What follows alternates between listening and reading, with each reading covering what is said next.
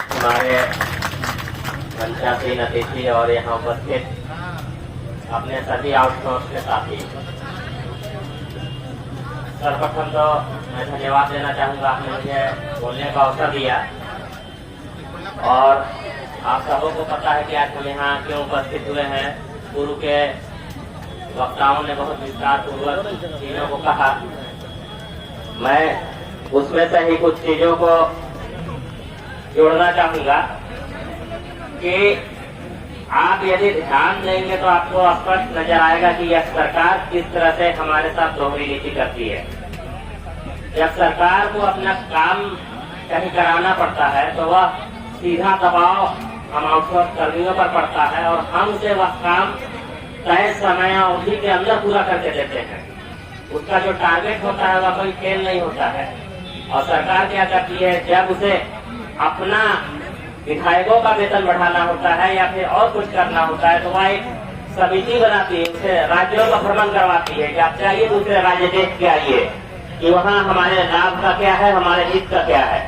तो हमारे आउटसोर्स के मामले में सरकार एक समिति को क्यों नहीं दूसरे राज्यों में भेजती है कि आप जाइए बिहार में देख के आइए, आप जाइए मध्य प्रदेश में देख के आइए कि वहाँ जिस तरह से आउटसोर्स के कर्मियों का हितों का समाधान किया जा रहा है, उनकी समस्याओं का समाधान किया जा रहा है, उस तरह से हम झारखंड में भी करेंगे। यह सरकार शुरू से ही आउटसोर्स कर्मियों के प्रति दोहरा नीति अपना रही है। आपने चुनाव से पूर्व कहा था, जब रघुवर दास की सरकार के बाद आप आने वाले थे, उस समय के चुनाव को याद कीजिए। आपने कहा था कि हम आउटसोर्स कर्मियों को अस्थायी कर देंगे। आप चुनाव जीत गए। चुनाव जीतने के बाद आपने क्या किया, आपने आउटसोर्स कर्मियों को अस्थायी करने के स्थान पर पहले अनेक कंपनियां थी, उन कंपनियों को कुछ शॉर्ट लिस्ट करके कुछ ऐसी व्यवस्था बनाई कि बड़ी कंपनियों को लाओ, वह ज्यादा कमीशन देगी। और आपने हम पर ज्यादा वित्तीय बोझ डालने का काम किया, हम पे काम का भी बोझ ज्यादा डाला और हमारे अधिकार के पैसे से ज्यादा कमीशन खाने का भी आपने काम किया। इसके बाद जब दोबारा चुनाव आता है तो आप क्या करते हैं, दोबारा चुनाव आने के बाद इस वर्तमान का जो चुनाव है, इससे पहले भी हमारा धरना हुआ था, हमारा प्रदर्शन हुआ था।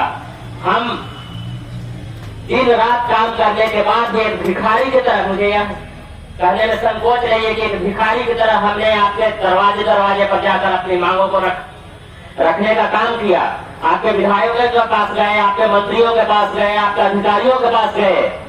आप मुख्यमंत्री से लेकर हम हर एक विधायक, मंत्री, वित्त विभाग हो या कार्मिक हो, हर जगह हमने हर दरवाजा खटखटाया।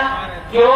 सिर्फ एक कारण के लिए कि हमें समान काम के बदले समान वेतन देने का काम कीजिए, अपने वादे को पूरा कीजिए, हमें 60 साल तक सेवा नियमित करने का आप काम कीजिए। परंतु आपने क्या किया, आपने मैया सम्मान में हमें गधे की तरह खटवाने का काम किया और उससे आपने अपना वोट बैंक बढ़ाने का काम किया। उस समय भी हमें यह आशा थी, आपने हमें अंधेरे में रखने का काम किया कि हम आपके लिए नियमावली बना रहे हैं। आप हमारे लिए नियमावली नहीं बना रहे थे, आप उगाही नियमावली बना रहे थे। या जो आउटसोर्स का नियमावली आपने बनाया या उगाही नियमावली आपने बनाया है। नीति नहीं चलेगी, नहीं ये नीति नहीं चलेगी। कार्य का बोझ हम आउटसोर्स कर्मियों पर डालना चाहते हैं। अभी हमारे पूर्व के वक्ता कह रहे थे कि आप कार्यालय में जाइए तो आपको आउटसोर्स कर्मी ही नियमित रूप से अपनी कुर्सी पर बैठा मिलेगा, अपने कार्यों को निष्पादित करता हुआ मिलेगा। परंतु जब उसके अधिकार की बात आती है तो कार्यालय कंपनी को फेंकेगा, कंपनी सरकार को फेंकेगा और अंत में आउटसोर्स का कर्मी धोबी का कुत्ता बनकर रह जाता है।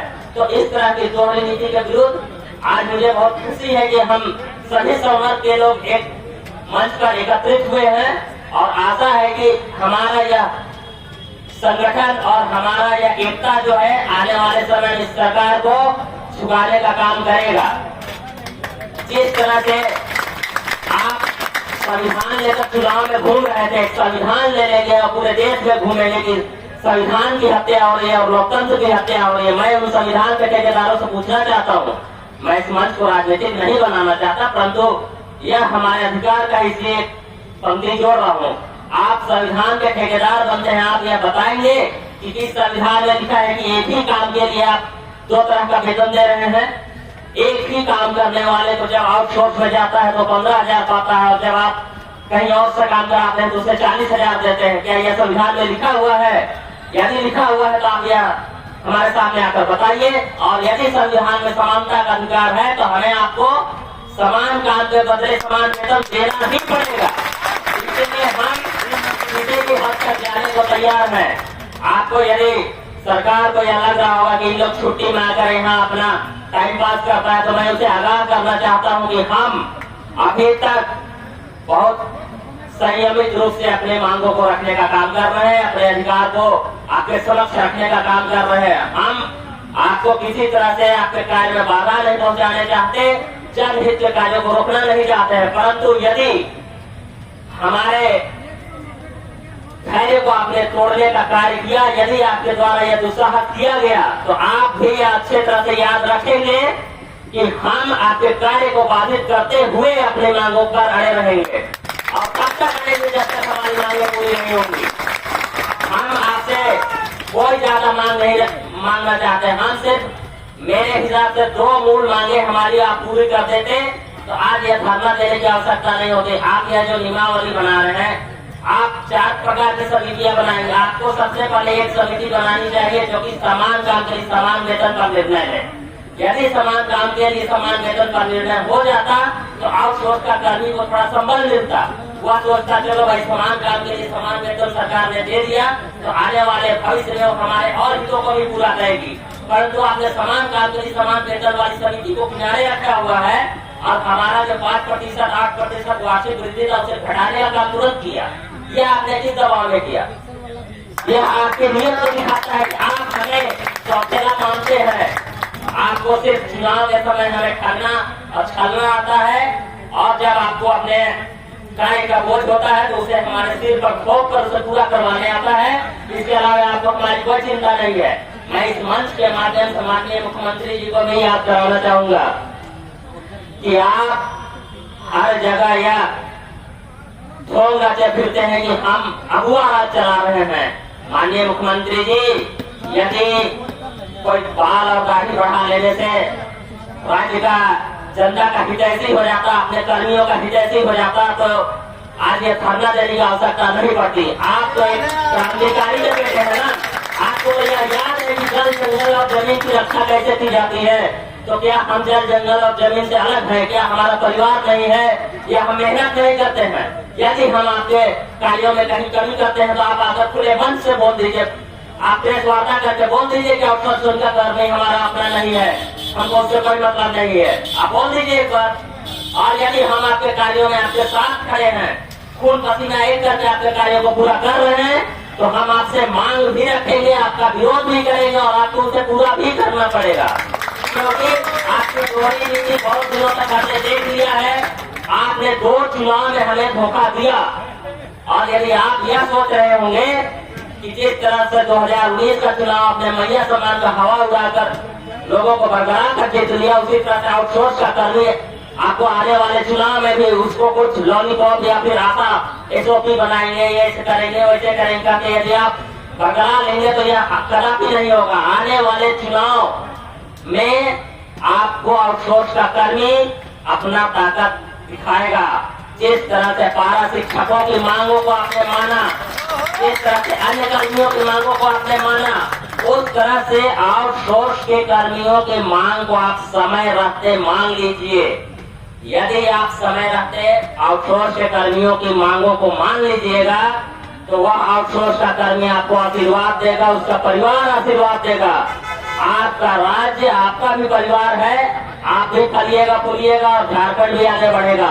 परंतु यदि आउटसोर्स के कर्मियों का आय को आप लगातार लेने का काम करेंगे तो आने वाले दिनों में यह आपके सिंहासन को हिलाने का काम अवश्य करेगा। इस बात को आप याद रख लीजिएगा। मैं ज्यादा न कहते हुए अपने साथियों से बस यही का अनुरोध करना चाहूंगा कि आने वाले समय में हमें हर तरह के संघर्ष के लिए अपने आप को तैयार करके रखना है। आज हमने अवकाश में हो सकता है कि जितने लोग यहाँ आए हैं उनमें से बहुत के अधिकारी को पता नहीं होगा कि ये लोग धरना देने जा रहे हैं।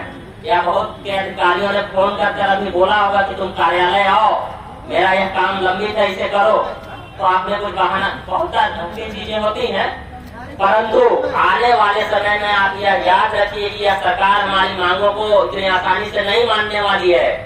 हम आने वाले समय में सरकार के कार्य को बाधित करके और धरना प्रदर्शन करेंगे और सरकार से भिड़ते हुए अपने अधिकार को उससे छीनने का प्रयास करेंगे, और उस प्रयास में हमें सफल भी होना है। इसके लिए हमें अपने आप को मानसिक रूप से अभी से तैयार करना होगा, क्योंकि इस सरकार में अब हमारा भरोसा बिल्कुल नहीं रहा। जो चुनाव जीतने के बाद इस सरकार ने क्या किया, सिर्फ एक एसओपी बनाई है और आपने एक नियमावली बनाया, उसमें अगर आप 100 बिंदुओं पर विचार कर रहे हैं, 2 बिंदु हमारे हित के हैं और 98 बिंदु हमारे अहित के हैं, तो यह कोई हमारे हित का बात नहीं हुआ। यह आप कहकर बच नहीं सकते कि हमने आपके लिए नियमावली बनाई। आप जो प्रेस कॉन्फ्रेंस करके वाहिर उठते हैं ना, तो वहाँ पर जो मीडिया के बंधु रखते हैं उन्होंने भी नियमावली नहीं पढ़ी होती है, और हमारे जो सरकार के लोग हैं उनके अधिकारियों द्वारा भी उन्हें 100% नहीं बताया गया रहता है इस नियमावली में क्या है। क्योंकि इस नियमावली को यदि आपने पढ़ा होता मुख्यमंत्री जी, यदि आपने हमारे विभाग के मंत्री, सभी विभागों के मंत्री, क्योंकि आउटसोर्स के कर्मी सभी विभाग में हैं, आप सबों ने पढ़ा होता, जय पार्टी और एनआईसी जो भी संबंध ठीक है इससे, सभी लोगों ने यदि पढ़ा होता अक्षरशः इस नियमावली को, तो यह जो प्रेस कॉन्फ्रेंस करके अपनी निर्लज्जता साबित कर रहे थे ना, वह कार्य इन लोगों के द्वारा नहीं किया जाता। आप एक और बोलते हैं कि हम सब बराबर हैं, और दूसरी ओर आप ऑफिशियल रूप से हमें सौतेला करने का कार्य करते हैं। तो आप यह पहले निर्णय ले लीजिए कि आपके मन में क्या है, क्योंकि आपकी नीति और नियत में यदि असमानता रहेगी तो हमारा भरोसा जो अभी आपसे टूटा है वह आगे कभी जुड़ नहीं पाएगा, और हमें मजबूरन अपने आंदोलन को नित्य प्रतिदिन अधिक उग्र करना पड़ेगा। और यह आंदोलन जब उग्र हो जाएगा तब फिर आप आइएगा कि आप राज्य हित के विरुद्ध कार्य कर रहे हैं, यह ज्ञान दे ले। उस दिन हम आपका यह ज्ञान, उपदेश और प्रवचन नहीं सुनेंगे। इसलिए हमारी सरकार से विनम्र निवेदन है अभी तक कि आप हमें समान काम के बदले समान वेतन, 60 साल तक हमारी सेवा को सुरक्षित करने का कार्य कीजिए, और यह आपने जो 3% करने का कार्य किया है वार्षिक वृद्धि को, इसे पूर्ववत कीजिए। कंपनी का जो यह खेल आप खेल रहे हैं इसे बंद कीजिए। आप हमारे नाम पर जो बिल बनाते हैं उसको लेकर जो बंदर बांट होता है, यदि आप अच्छे से कार्य करेंगे तो राज्य कोष में ज्यादा वृद्धि होगा। यदि आप ये जो कमीशन खोरी करेंगे इससे आपका राज्य कोष भी नहीं भरेगा, आपका पेट भी नहीं भरेगा, और आपको आउटसोर्स कर्मियों की आय भी लगेगी। इसलिए मैं फिर से अपने साथियों से यही कहूंगा कि आप एकता बनाए रखिए।